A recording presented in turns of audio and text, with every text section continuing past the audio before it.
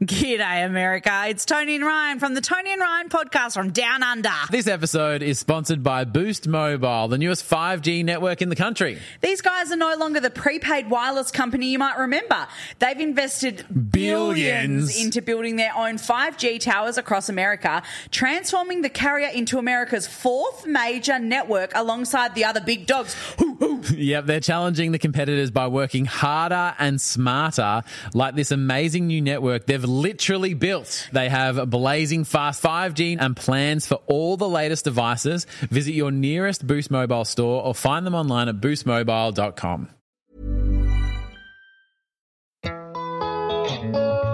Do you have more questions than answers about what it means to be Jewish today?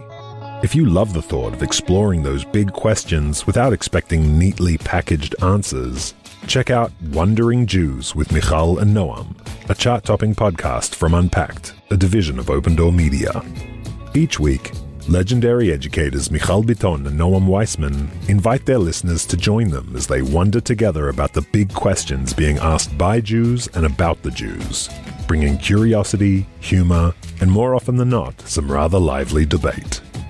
This month, they're tackling some of the hottest topics surrounding Israel, like whether the label Zionism does more harm than good, why there aren't more Jews who identify as Zionists making Aliyah, and what role religious Zionism plays in peace and conflict. So, if you're looking for a thought-provoking show that favors the journey over the destination, Wondering Jews with Michal and Noam is the podcast for you. Subscribe wherever you get your podcasts today. Ever ponder the age-old question, how do you mend a broken heart? Well, Hadassah doctors do it every day, literally, with groundbreaking methods and cutting-edge technology. Tune in each month to the Hadassah On Call podcast as we take you behind the scenes at Hadassah's hospitals in Jerusalem, where medical pioneers create life-saving treatments. Meet oncologists discovering new ways to treat cancer, surgeons using new software and implants for severe spinal injuries, immunologists working on replacing the EpiPen, and more healthcare superheroes. You'll also get tips for staying healthy and hear stories of patients whose lives have been transformed. Ready to be inspired? Search for Hadassah On Call, wherever you get your podcasts.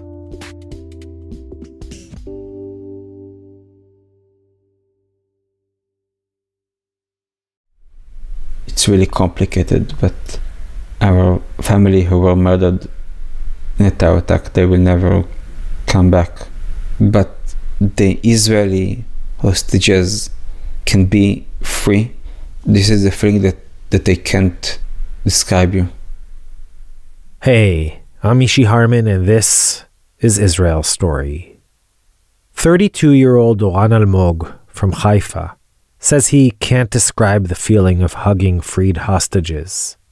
But that isn't really true. He can. See, his cousins, the Goldstein Almog family, live in Kfar Aza. Two of them, the father Nadav and the eldest daughter Yam, were murdered on October 7th. The remaining four family members, the mother Chen and her three younger children, Agam, Gal, and Tal, were all taken hostage by the Hamas. They spent 51 days in Gaza and were released as part of the first round of swaps in November 2023. So Oran got to hug his cousins upon their return. He knows that feeling well. What he didn't know was that a year and 2 months later, he'd once again find himself at the heart of the story of the releases. This time, however, it wasn't because of a connection to returning Israeli hostages, but rather due to his tragic link to one of the Palestinian terrorists being released. On a cold and rainy day last week, Zev Levi and I traveled to Haifa to talk to Oran in his apartment. Here he is. I will start from the beginning. So, till the age of 10, I was an ordinary kid with an ordinary family, living in an ordinary life. You know, a good neighborhood, lovely family. I rode a bicycle and played soccer with my friend in my neighborhood. I practiced karate, and I even was the youngest child in Israel with the black belt. When you were 10 years old, you had a black belt? Yeah, black belt, yes. Wow. And can you tell me a little bit about your family? Yes, we were 3 kids. I'm the eldest. My little brother Tomer is 2 years younger than me, and my little sister Adi, 6 years younger than me. And we were really, really close. So it was really fun for us. We lived in Haifa, like what you can call, the Israeli version of the American dream. Yeah. And like a good Jewish family, we had every week a Shabbat dinner with my grandparents, and on Saturdays we went together to the beach. But unfortunately, all this exploded on October 4th, 2003. It was just another normal Saturday. All of us went together to the beach and we played together. We swam, like every Saturday. Beach, sun, family, like usual. And can you tell us what happened next? Then we decided to have lunch in a nearby restaurant. The Maxim restaurant? Yes, it's one of the restaurants next to the beach. And I remember us got into the restaurant, sitting down, ordered something to eat. And the next thing I remember is myself lying on the ground. Chilling news. A cafe bombing in Haifa. Panic patrons dive under tables and run for cover. A female Palestinian suicide terrorist who dressed up to be pregnant blew herself up at the Maxim restaurant, murdered 21 people, 5 of whom were members of my family. My father Moshik, my little brother Tomer, my grandparents Zevik and Ruti, and my cousin Asaf. And in addition, my mom, my sister, and my aunt were injured.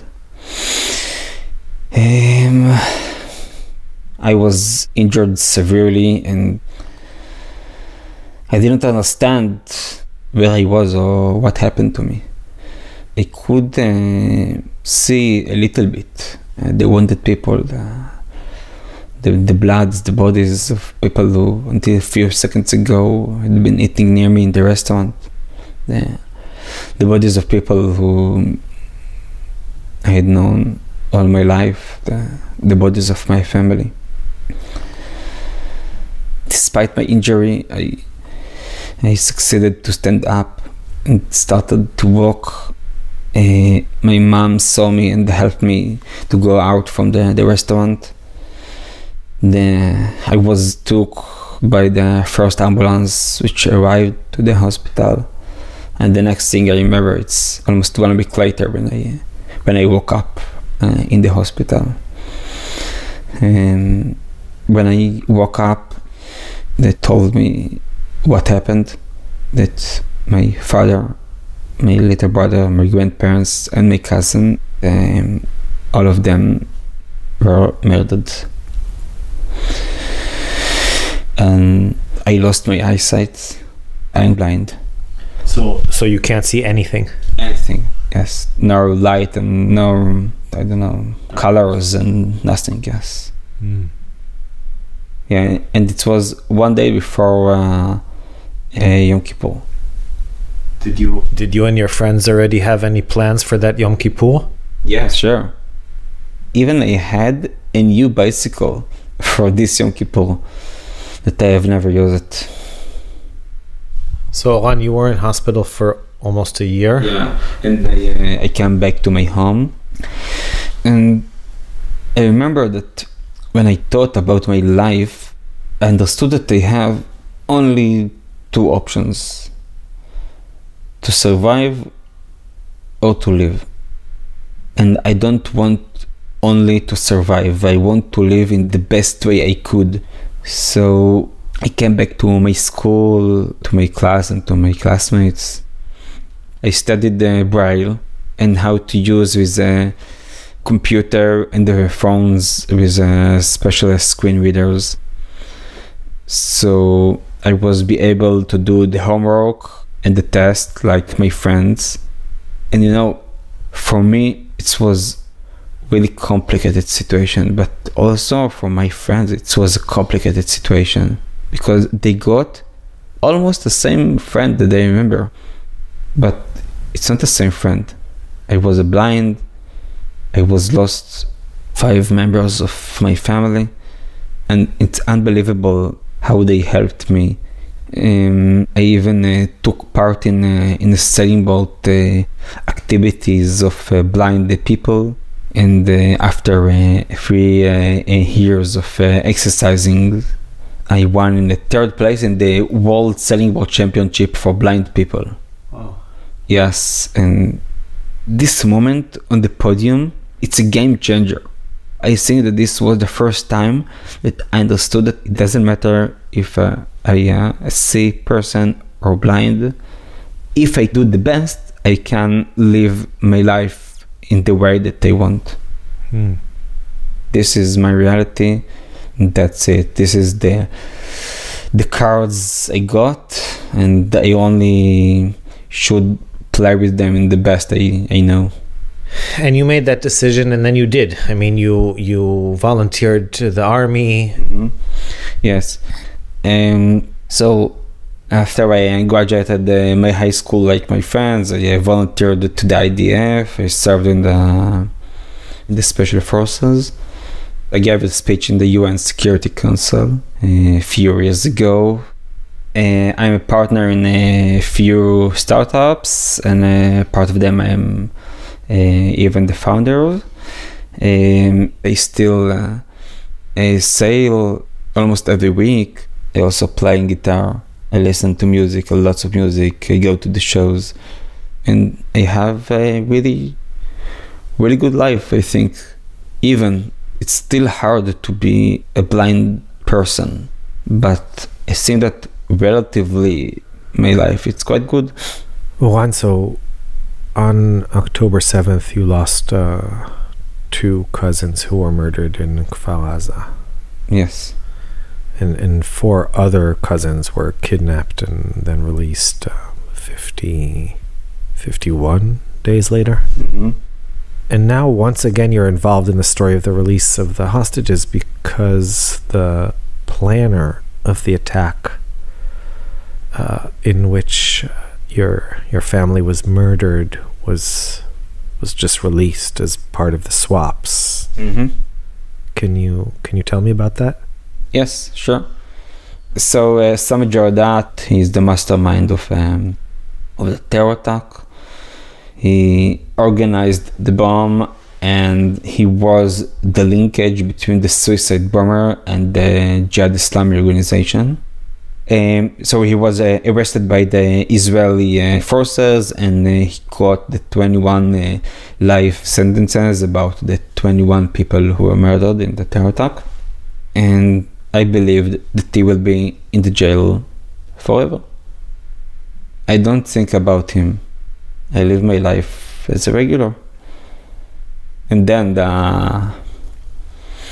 around 3 weeks ago, it was a Saturday afternoon, I was in my home and I started to get WhatsApp messages from my friends and family that they heard that Sami Jordat included in the list of terrorists supposed to be released in the hostages deal. And all of a sudden, I don't know how I felt exactly. I didn't angry, I didn't disappointed, only shock.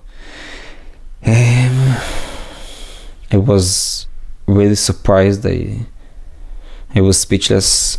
Maybe it's naive thinking, but I've never imagined this moment. And then I felt the deep pain and like something was broken in my heart. But I think that I also understood this moment, the big picture. In the big picture, it's that the living Israeli hostages will come back home. And this is what's important. My pain, it's not an issue. I want to say that I understand the complicated of this deal, and I think that this is a bad deal. This is a terrible deal, because any deal with the Hamas, with the devil, it's pain. I understand it in my body. But for me, the alternative, it was worse. And I believe that the living are more important than the dead.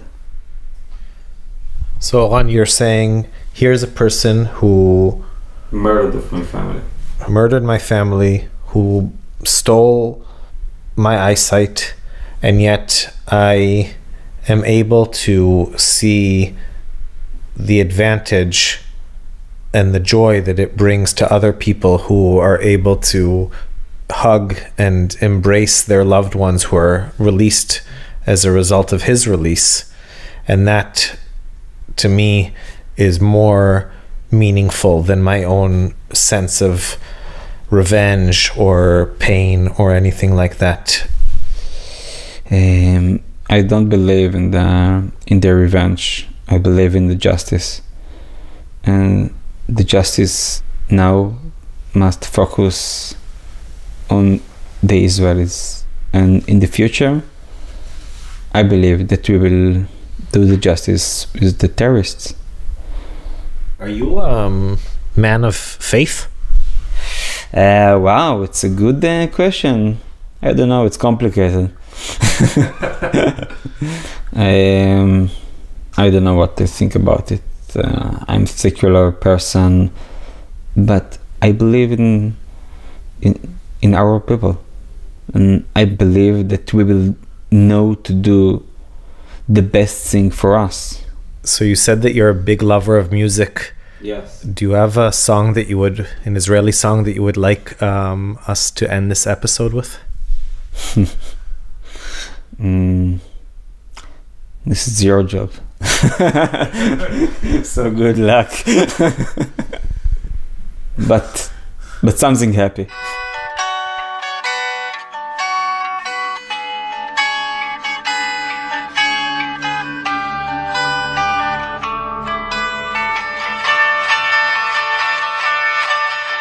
בדיוק כשאני מאבד עניין נזכרתי איך אמרת בוא ניסע ושרנו בלגן כן אני מאחורה עם כובע מצחייה ואתה מתופף על ההגה תוך כדי הנסיעה כן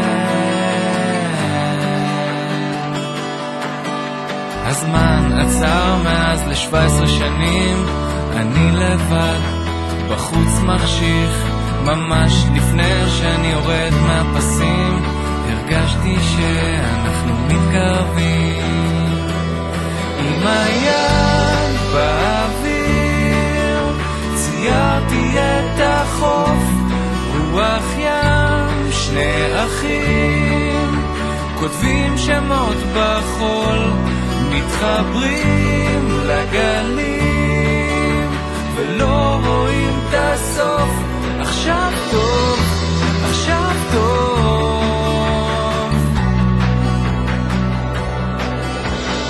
כשאני מאבד תקווה הזכרתי איך הגעת וידעת להוציא אותי בזמן כן